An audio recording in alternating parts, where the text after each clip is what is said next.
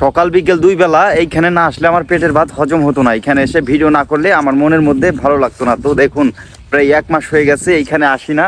তো এইখানে বৈশা আমি ভিডিও করতাম, দেখুন এইখানে সব ঘাস জ্বালিয়ে গেছে।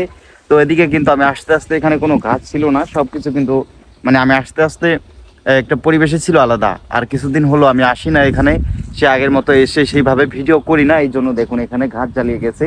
এইখানটা দেখুন, এই বেঞ্চটার পর বসে আমি ভিডিও করতাম। বেঞ্চ বলতে এখানে একটা গাছ কাটা ছিল, আম গাছ, এখানে বসে কিন্তু আমি ভিডিও করতাম। তো দেখুন এখানে ঘাস জ্বালিয়ে গিয়েছে। তো দেখুন এই যে ওরা এইভাবে অনেকে আসতো, ছেলে পেলে, ঠিক আছে। তো এইখানে বসে ভিডিও করতাম, সেই দিনগুলো মনে পড়ে। তো যাই হোক, আজকের ভিডিওটা বানানোর উদ্দেশ্য, এর আগের মতো সকালে বিকেলে দুই বেলা এসে বড় লং ভিডিও করতাম, সেই ভিডিও এখন আর বানানো হয় না।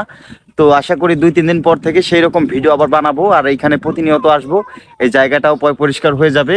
তো সবাই ভালো থাকবেন, আমার পেজের সাথেই থাকবেন। ধন্যবাদ সকলকে ভিডিওটা শেষ পর্যন্ত দেখার জন্য।